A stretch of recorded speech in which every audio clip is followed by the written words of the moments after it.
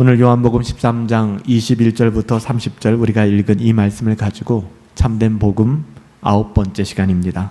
참 믿음과 거짓 믿음이 어떻게 다른가라는 제목으로 하나님의 말씀을 함께 상고합니다. 오늘 본문은 우리에게 참 믿음과 거짓 믿음의 차이를 보여주고 있습니다. 많은 사람들이 예수님을 믿는다고 하죠. 하지만 그 믿음이 정말 참된 믿음인가에 대해서 확인해 볼 필요가 있습니다. 제가 교회를 개척하기 전 또 개척할 즈음에 구원의 확신은 의심해 봐야 한다. 구원의 확신은 흔들어 봐야 된다라는 이야기를 하니까 많은 사람들이, 적지 않은 사람들이 저를 향해서 이단이다. 왜 구원의 확신을 흔들어 보는가? 그냥 믿어야지라고 이야기하는 그런 이야기들을 들었었습니다. 여러분 어떻게 생각합니까?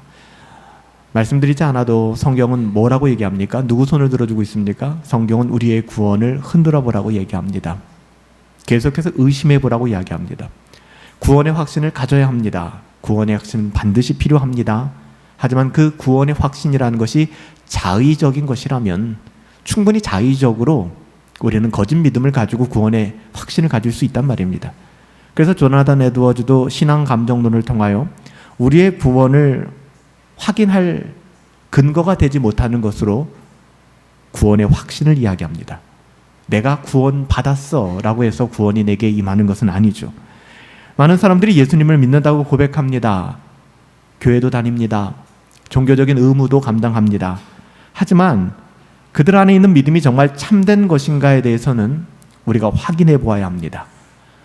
특별히 우리가 이 부분에 있어서도 다른 누군가가, 제3자가 누군가를 향하여 구원을 흔들어보고, 설교자는 단에서 하나님의 말씀을 증언하기에 여러분의 구원을 흔들어 보셔야 됩니다 라고 이야기할 수 있지, 여러분 스스로가 누군가에게 너의 구원을 흔들어 봐 라고 얘기하는 것은 적당하지 않습니다. 제가 설교자로서 이렇게 말씀드리는 것은 여러분 스스로 여러분들의 구원을 의심하고 흔들어 보라는 것이지, 각자가 서로를 의심하고 흔들어 보라는 얘기가 아니에요. 판단하고 정죄하라는 얘기가 아닙니다. 여러분 이건 반드시 필요해요. 왜냐하면 내가 정말 참된 믿음을 가졌는가. 그래서 오늘 우리가 참된 믿음과 거짓 믿음에 대하여, 그리고 우리가 참된 믿음에 관하여 계속해서 시리즈로 말씀을 살펴보는 이유도 여기에 있는 것입니다. 우리 주위에는 예수님을 믿는 것처럼 보여요. 분명히 이 사람은 예수 믿었습니다. 교회 등록교인 장부에도 올라가 있고 세례교인이기도 합니다. 주일마다 성찬식에 참여하기도 합니다. 하지만 예수님을 너무나도 잘 믿는 것 같은데 이네들의 삶을 보면, 그들이 선택하고 결정하는 모든 영역들을 보면 예수님을 도무지 따르지 않는 사람들이 제법 많다는 것이죠. 여러분, 실상은 믿음이 있는 것 같아 보이지만 믿음이 아니었다는 것입니다. 그 대표적인 예로, 사고 사례로 성경은 한 사람을 증거하고 있는데 배신자 가룟인 유다입니다. 가룟 유다를 이야기합니다. 오늘 본문을 좀 우리가 한 구절 한 구절 상고해 보면은 오늘 이렇게 시작하죠. 이 일로 인하여 예수님의 마음이 어떠셨어요? 유다의 배신입니다. 유다의 배신으로 말미암아 예수님의 심령이 몹시 괴로우셨습니다. 여기서 괴롭다라고 번역된 헬라어는 불안해하다, 혼란스러워하다는 거예요. 극히 인간적인 마음이에요. 예수님은 인간의 몸을 입고 이 땅 가운데 오셨습니다. 예수님은 인간적이에요. 너무나도 인간적일 수밖에 없습니다. 인간의 몸을 입고 우리와 전혀 다를 것이 없는 인간으로 오셨기 때문에 다른 것이 있다면 그분에겐 죄가 없다는 것이죠. 예수님은 우리랑 똑같은 아픔을 느끼셨고요. 똑같은 비참함을 느끼셨습니다. 예수님이 가룟 유다, 그의 12명밖에 안 되는 제자 중에 한 사람이 그를 배신하고 팔아넘기는 그 현장에서 예수님은 괴로워하셨습니다. 불안해하셨습니다. 혼란스러워하셨습니다. 예수님은 인간의 몸을 입고 계셨기 때문에 우리가 느끼는 정신적인 스트레스와 그리고 감정들을 고스란히 느끼고 계셨던 것이죠. 예수님께서는 사랑하셨던 제자들과 함께 마지막 식사를 하고 계세요. 이 마지막 식사입니다. 이 식사를 마치고 나면 예수님은 로마의 병정들에게 체포될 것이고, 그리고 예수님은 십자가로 나아가게 될 것입니다. 예수님께서는 아직 드러나지 않은 그 사건, 그리고 아무도 누가 예수님을 배신할지도 모르고 있지 않습니까? 이 순간에 이렇게 말씀하십니다. 너희 중 하나가 나를 팔리라. 정말 이거 못할 소리 아니겠습니까? 인간적으로 생각해 보세요. 3년 동안 공생애를 사시면서 12명의 제자가 있었어요. 그 12명 데리고 3년 동안 동고동락하며 사셨습니다. 근데 그 중에 한 명이 예수님을 배신할 걸 예수님은 알고 계셨어요. 하나님이시니까. 그 예수님께서 입이 떨어지셨을까요? 차마. 근데 말씀하셨어요. 너희 중 하나가 나를 팔리라. 여기서 팔리라 라는 헬라어 원어는 파라도세이라는 말인데요. 팔아 넘긴다. 더 나아가서는 betray, 배신하다라는 뜻을 담고 있습니다. 너희 중에 하나가 나를 배신하게 될 것이다. 유다가 예수님을 배신하여 종교 지도자들에게 예수님을 팔아 넘길 것을 아무도 지금 모르고 있어요. 하지만 예수님이 분명히 고지하고 있는 것입니다. 22절에 보면 예수님이 이 말씀을 하셨을 때에도 분별력이 없는 제자들이죠. 이 정도쯤 되면 말귀를 알아들어야 되는데 말귀를 못 알아듣는, 말세가 될수록 자의적인 신앙에 빠질수록 이 말귀를 못 알아듣습니다. 자기중심적인 신앙생활을 하고 있기 때문에. 22절에 보면 예수님이 이렇게까지 말씀하셨는데 제자들은 서로를 바라보면서 누구에 대해서 말하는지도 알지 못하고 나중에는 이 말이 어떤 말인지도 알지 못하고 헤매게 됩니다.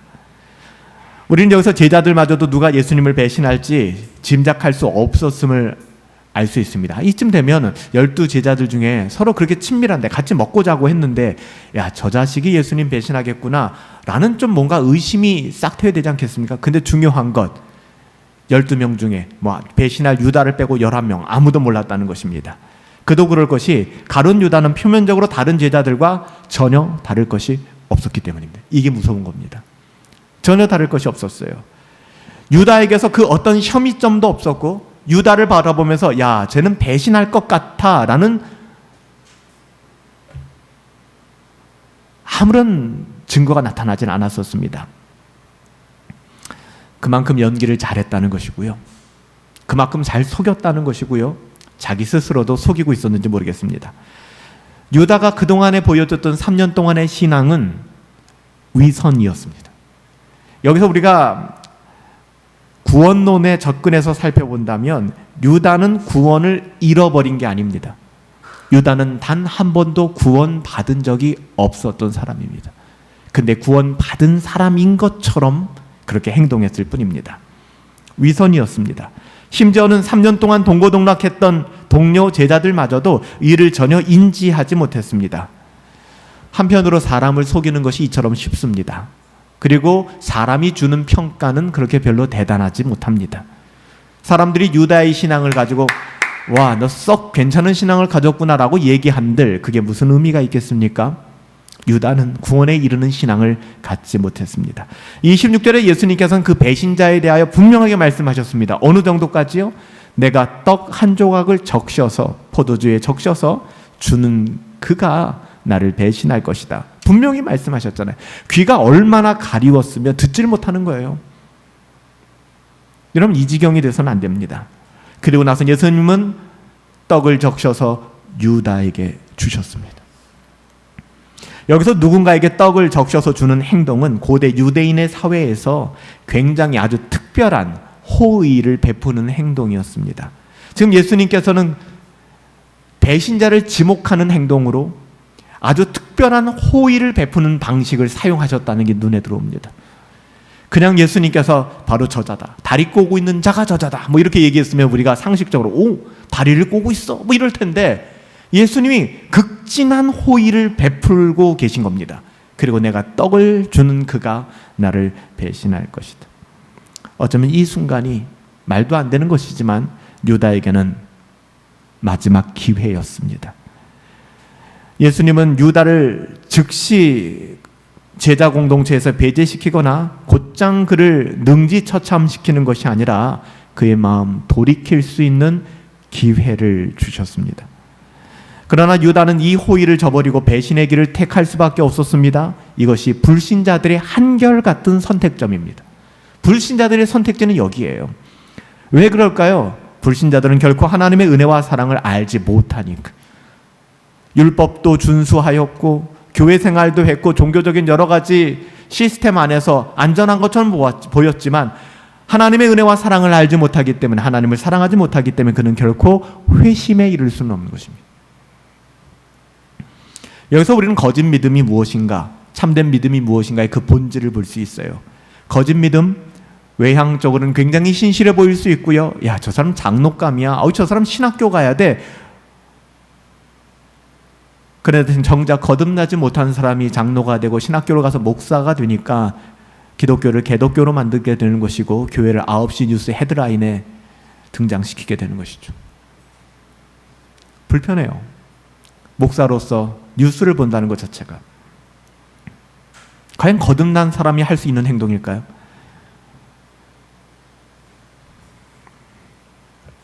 더럽고 추잡해서 강단에도 말할 수도 없는 행동들을 하는 목사들.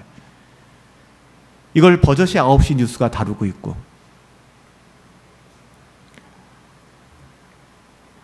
그런 사람들은 하나님을 사랑하지 않습니다. 세상을 사랑하고 자기를 의지하고 죄악과 버타기를 즐거워합니다. 그러니 그 마음의 깊은 곳에서 예수님을 주인으로 모실 수 있을까요? 예수님이 주인이라면 예수님을 경외하고 두려워서 과연 그런 행동을 할 수 있을까요? 불가능하죠. 특히 위기의 순간이라는 것이 다른 것이 아닙니다. 내가 실수하기 쉬운 순간, 내가 내 뜻대로 살고자 하는 그 순간, 세상에서는 굉장히 잘 될 수 있어요. 그렇지만 그것이 그 사람에게 위기의 순간일 수 있습니다. 그 위기의 순간에 그는 영락없이 유다가 선택했던 길로 걸어가게 되는 것입니다. 여러분, 27절에 보면 결국 이런 유다에게는 어떤 결과가 주어졌습니까? 26절에 보면 떡을 받은 후 동전은 던져졌습니다. 27절에 무서운 얘기가 나오죠. 사탄이 그 속에 들어갔다. 이 장면은 이전에도 사탄이 유다 속에서 역사하고 있었는데, 사탄이 그 속에 들어갔다라고 표현한 것은 이제는 완전히 사탄의 지배 아래 들어갔다. 예전에는 마귀가 주장하는 삶을 살고는 있지만 우리 안에 선한 양심이 공존해가지고서 아주 악랄한 모습보다는, 아주 악한 모습보다는 왔다 갔다 하는 모습을 보였던 거예요. 유다 마찬가지였습니다. 그렇지만 이제는 떡을 받은 후에 사탄이 그 속에 들어가 그 안에 선한 것은 전혀 찾아볼 수가 없는 겁니다. 그는 예수님을 팔기 위하여 길을 나서게 됩니다. 여기에 들어갔다, 사탄이 그 속에 들어갔다라는 헬라어 단어는 에이셀텐이라는 단어를 쓰고 있는데, 에이셀텐이라는 단어는 들어가서 완전히 그를 소유 삼고 통제하는 것을 이야기합니다. 즉 사탄이 그 안에 에이셀텐 들어가서 그를 점유하고 소유하고 그를 통제하게 되었다는 거예요. 사탄이 원하는 대로 움직이는 아바타가 되었다는 것이죠. 유다는 오랜 시간 동안 사탄의 유혹을 받아왔지만 이제는 그 마음이 완전히 굳어져서 배교라는, 예수님을 팔아 넘기는 선택까지 하게 되는 것입니다. 예수님은 유다에게 말씀하십니다. 담대히 말씀하시죠. 내가 하는 일을 이제 속히 해라. 이제 다 끝난 거예요. 여러분, 예수님은 죽으러 오셨습니다. 우리가 여길 또 오해하면 예수님 왜 이렇게 연약하게 해? 이때 바로 유다를 제거하고 모든 로마의 병정들을 확 물리치고 세상의 정권 잡으면 될 거 아니야? 그 우리의 구원이 없어요. 예수님은 죽으러 오셨습니다. 예수님은 죽으러 오셨기 때문에 십자가를 마다하지 않았습니다. 말씀하십니다. 내가 하는 일을 속히 하라. 이 말은 더 이상 이젠 유다에게 기회가 없음을 이야기하는 것입니다. 이런 상황 속에서도 28절에 보면 제자들은 예수님이 유다에게 하신 말씀을 알지 못해요. 저가 재정을 맡고 회계를 맡았으니까 명절날 쓸 물건을 사오라 하시는가 보다. 가난하고 연약한 자들을 위해서 좀 뭔가 돌봄을 좀 제공하라는가 보다, 이런 생각을 합니다. 여전히 분별력이 없는 거예요. 그의 배신은 아무도 예상하지 못했던 사건입니다. 그러니까 제자들도 그렇게 얘기한 거예요. 설마 유다가? 여러분, 이런 일은 굉장히 많이 있을 거라고 우스갯소리로 얘기 많이 하죠. 우리가 천국에 가면 천국에 올 거야, 이 사람 당연히 오지 라고 생각했던 사람의 얼굴이 안 보일 수 있다는 거예요. 아무도 모르는 것이죠. 반대로 설마 이런 사람이 하는 사람이 예수의 피 의지하여 그 자리에 와 있을 수도 있는 겁니다. 사람들은 유다가 배신할 걸 아무도 알지 못했어요. 마지막 30절에 보면 유다는 자기가 속한 어둠 속으로 나갔다라고, 이례적으로 어둠 속으로 나갔다라고 요한복음 이야기합니다. 조각을 받고, 떡 조각을 받고 곧 나가니 밤이러라 라고 얘기합니다. 유다가 밤에 나갔다는 건 단순한 시간적 묘사가 아닙니다. 밤은 성경에서 죄의 심판, 사단의 세력, 어두움을 이야기하는 것이죠. 유다가 밤으로 나갔다는 것은 이제 그가 빛을 떠나 완전한 어둠 속으로 들어갔다는 것을 이야기하는 것입니다. 오늘 사건은 우리에게 이처럼 참된 믿음과 거짓 믿음의 차이를 명확하게 보여줍니다. 마태복음 10장 33절에서 예수님께서는 이렇게 말씀하셨죠. 누구든지 사람 앞에서 나를 부인하는 자는 나도 하늘에서 계신 내 아버지 앞에서 그를 부인할 것이다. 이거 다르게 생각하지 마세요. 여러분들이 오늘 하루를 살아가면서 복음의 가치를 드러내지 아니하고 하나님의 자녀답게 살아가지 않는 것이 바로 사람 앞에서 나를 부인하는 행동입니다. 다른 게 아니에요. 이것은 단순히 예수님을 한번 부인하는 순간을 말하는 것이 아니라 지속적으로 예수님을 부인하고 복음의 가치와는 전혀 상관없는 세상의 가치를 가지고 살아가는 사람들에게 주시는 경고의 메시지입니다. 많은 사람들은 예수님을 믿는다 그렇게 고백하면서도 삶에서는 예수님의 가르침을 따르지도 않고 복음의 가치에 합당한 삶을 살아내지도 않습니다. 그런 사람들은 마치 유다와 같이 예수님을 따르는 것처럼 보이지만 예수님을 믿는다라고 이야기하지만 실상은 예수님을 날마다 배신하고 있는 것이죠. 유다는 처음에는 예수님을 따르는 제자 중에 한 사람이었습니다. 3년 동안 예수님과 함께하면서 겉으로는 다른 제자들과 별반 달라 보이지 않았습니다. 그러나 마음 깊은 곳에서 예수님을 배신할 계획을 세우고 있었다는 것이 무서운 것입니다. 여러분, 우리도 마찬가지예요. 겉으로는 예수님을 믿는다라고 이야기하지만 우리가 점검해 봐야 될 포인트는 나의 삶이 무엇을 결정하고 무엇을 선택하고 있는가. 사람들 앞에서 그리스도를 부정하고 부인하는 그런 삶을 살아가고 있지 않는가. 만약에 그렇다고 한다면 여러분 하나님의 은혜를 구하십시오. 하나님 나를 불쌍히 여기사 내 마음을 돌이키게 하시고 하나님 나는 하나님을 사랑할 수 없사오니 하나님을 사랑하는 마음, 하나님을 사랑하는 마음을 내게 주십시오. 여러분 그 마음은 우리가 만들어낼 수 있는 마음이 아니거든요. 나를 거듭난 은혜로 인도하여 주시옵소서. 요한일서 2장 19절에서는 이렇게 얘기합니다. 그들이 우리에게서 나갔으나 유다 같은 사람들이죠. 우리에게 속하지 아니하였으니. 유다는 제자 공동체에서 나갔지만 한 번도 제자인 적이 없는 사람이었다는 것입니다. 만일 우리에게 속하였더라면 그가 나갔을 리가 없다라고 요한일서 2장 19절에 이야기하잖아요. 여러분 이 구절 또한 참된 믿음을 가진 사람들은 끝까지 주님 곁을 떠나지 않는다라고 얘기하는 것이고요. 이것이 우리 개혁주의 신앙의 5대 강령의 마지막 성도의 견인을 이야기하는 거잖아요. Perseverance of saints, 성도의 견인. 성도는 끝까지 인내한다. 그러니까 내가 참을 인자 쓰면서 인내하는 게 아니라 하나님의 강한 손이 나를 붙들고 계시기 때문에 연약하여 인생의 여정에서 쓰러지고 넘어지고 죄짓고 자빠질 수 있지만 궁극적으로는 다시 붙잡혀 일으킴을 받는다는 거예요. 왜요? 주님 손에 있기 때문에. 이것이 구원의 증거가 된다는 거예요. 이와 반대로 참된 믿음을 가진 사람들, 영원히 떠나는 사람들과는 달리 잠시 넘어질 수는 있지만 완전히 주님을 떠나지 않습니다. 예수님의 제자들은 예수님이 십자가에 달릴 때 두려움에 매몰되어 모두가 떠나가고 말았습니다. 하지만 그들은 회개하고 돌아왔죠. 그것이 유다와 다른 점이에요. 베드로도 예수님을 부인했습니다. 저주했습니다. 유다도 부인하고 저주했습니다. 그 둘의 차이점 무엇일까요?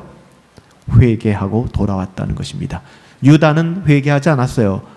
유다가 회개한 것처럼 보이죠. 그는 후회했습니다. 여러분 회개와 후회는 분별하셔야 됩니다. 후회는 누구나 할 수 있어요. 내가 그렇게 사는 것이 아니었는데, 내가 하나님의 뜻대로 살지 못했네. 후회 아무 의미 없습니다. 회개하셔야 됩니다. 회개는 메타노에오라는 단어죠. 회개는 그냥 교통용어를 쓰면 유턴입니다. 유턴은 돌아가야 되는 겁니다. 회개라고 하는 것은 우리의 삶을 갱신하는 겁니다. 돌이키는 거예요. 유다는 회개에 이르지 못했습니다. 후회했습니다. 후회하면 찾아오는 것이 뭔지 아세요? 그럼 죄책감입니다. 그 죄책감으로 유다는 목을 메어 자살하고 말았습니다. 그리고 목을 메어 자살한 그 유다는 성경에 예언된 것처럼 성경에 예언된 것처럼 그 줄이 끊어지고 시체가 땅에 떨어져 그 배가 터지고 창자가 다 흘러나와 온통 피로 물들어 아켈다마다 성경의 예언이 응하게 된 것이죠. 비참한 것 아니겠습니까? 참된 믿음은 때로는 흔들릴 수 있지만 결코 완전히 무너지지는 않습니다. 우리가 구원을 잃어버릴 수 있는가? 불가능하다는 것입니다. 왜요? 그 구원은 우리에게서부터 시작된 것이 아니기 때문에, 하나님이 우리를 붙잡고 계시기 때문에 우리의 구원은 상실될 수가 없는 것입니다. 같은 기독교 안에서도 우리가 율법을 지키지 않거나 우리의 죄의 어떠함으로 말미암아 구원을 잃어버릴 수 있다라고 겁박하는 분들이 계신데, 이거는 비성경적입니다. 물론 이것이 교회 안에서 교회의 질서를 유지하거나 사람을 교화시키는 데 있어서는 굉장히 효과가 있습니다. 겁이 나니까. 너 죄지면 너 구원 잃어버릴 수 있어. 얼마나 겁납니까? 그럼 잘하겠죠. 그럼에도 불구하고, 그렇게 잘 이용해 먹을 수 있음에도 불구하고 교회는 그런 방법을 이용하면 안 되는 것입니다. 구원이라고 하는 것은 우리의 어떠함에서부터 시작된 것이 아니고 전적인 하나님의 은혜로 시작됐기 때문입니다. 요한복음 13장 27절에서 우리는 유다가 예수님을 배신하기 위해 사용된 사탄의 도구였음을 확인하게 되었습니다. 우리가 아까 살펴본 말씀처럼 사탄이 그 속에 들어가니라. 유다가 그동안 마음속으로 사탄의 유혹을 받고 있었지만 이제는 사탄과 별반 다를 것이 없을 정도로 홀로코스트 때 유대인들을 학살했던 나치 정권처럼 사람이 어떻게 이렇게 악랄해질 수 있을까? 전쟁이라는 것처럼 인간의 법과 규범에서 우리 인간을 싹 꺼내내면은 인간은 본성이 드러나게 됩니다. 그래서 성경이 뭐라고 얘기하는, 마지막 때 전쟁이 있고 어려움이 있을 때 자기를 지킬 수 없는 어린아이와 여자들은 화가 있을지어다. 전쟁이 나면 여자들이 얼마나 화를 당합니까? 아이들이 얼마나 화를 당합니까? 인간의 죄악이거든요. 인간의 죄악. 마태복음 13장에 나오는 비유처럼 얕은 땅에 뿌려진 씨앗은 일시적으로 자라는 것처럼 보일 수 있겠지만 결국엔 뿌리가 없어 말라버리게 됩니다. 유다 또한 마찬가지였습니다. 성장하는 것처럼 보였을지 모르겠습니다. 신실하게 예수님을 보좌하는 것처럼 보였을지 모르겠습니다. 하지만 실상은 뿌리가 없었습니다. 아니요, 그 씨앗이 심길 수가 없는 땅이었습니다. 유다서 24절에는 이런 말씀이 있습니다. 능히 너희를 보호하사 거침이 없게 하시고, 구원받은 하나님의 자녀들을 향해서 말씀하시는 겁니다. 능히 너희를 보호하사 거침이 없게 하시고 너희를 그 영광 앞에 흠이 없이 기쁨으로 서게 하실 이, 예수님에 대하여 유다서는 이렇게 이야기를 합니다. 가룟 유다가 지은 거 아닙니다. 유다서는 우리가 때로 넘어지고 죄를 범할지라도 하나님께서는 우리가 그분께로 돌아올 때 다시 우리를 일으켜 세워주십니다. 참된 제자는 주님 앞에 다시 나아가 끝없이 용서를 구하고 경건을 추구하고 다시금 주님의 뜻대로 살아가려는 마음이에요. 제가 예전에도 한번 말씀드린 적이 있는 것 같아요.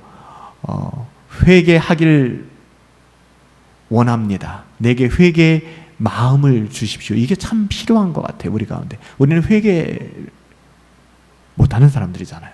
저도 마찬가지예요. 회개가 잘 안 돼요. 하나님, 내게 회개할 수 있는 마음, 그 마지막, 하나님 그 마음은 빼앗아가지 마십시오. 내게 회개할 수 있는 마음들. 여러분, 그 마음을 가지고 돌아올 때 우리에겐 소망이 있는 겁니다. 주님께서 우리를 다시 일으켜 세워주시고, 참된 제자는 주님 앞에 다시 나아가 용서를 구하며 다시금 주님의 뜻대로 살아가려는 마음을 갖게 되는 것. 성도의 견인, 끝까지 인내하고 참으며 주의 길을 걷게 되는 것이죠. 오늘 우리가 파송의 노래를 불렀던 것처럼. 여러분, 오늘 말씀은 우리가 복잡한 내용들이 아니잖아요. 저 사람은 정말 신앙이 좋아 라고 생각할지 모르겠지만 그 안에 믿음이 없을 수 있다는 것입니다. 누가 그렇지 자꾸 이 시간에 다른 사람이 생각나면 여러분 죄 짓는 것입니다. 다른 사람이 생각나는 것이 아니라 여러분 스스로를 돌아보셔야 돼요. 나는 어떤 사람인가? 가룟 유다의 사건은 단순히 예수님을 따르는 것처럼 보이는 것으로는 충분하지 않다라고 얘기합니다. 우리의 마음이 진정으로 예수님을 따를 수 있어야 된다는 것을 보여줍니다. 예수님의 주되심을 인정하고 주님을 따라야 된다고 얘기하는 것이죠. 예수님을 믿는다고 고백한 이후에 우리의 삶에서 주님의 말씀을 따르고 그분께 순종하는 삶은 반드시 필요합니다. 예수 그리스도가 나의 구원자 되신다라는 고백뿐만 아니라 그분이 나의 삶의 주인이 되신다는 로드십 설베이션은 굉장히 중요한 주제라고 계속 말씀드리고 있어요. 만약 그렇지 않다면, 로드십이 인정되지 않는다면, 우리가 그 어떤 아름다운 언어로 하나님을 설명하고 고백한다 할지라도 우리의 삶 속에서 로드십이 인정되지 않아요. 주권이 인정되지 않는다면, 예수님의 주되심이 인정되지 않고 만유의 주가 되신 하나님의 주권이 인정되지 않는다면, 여러분, 주권은 복잡한 표현이 아닙니다. 하나님이 우리의 왕이시라는 겁니다. 우리는 그분의 둘로스라는 거예요. 종이라는 것입니다. 노예라는 것입니다. 이건 복잡한 것이 아닙니다.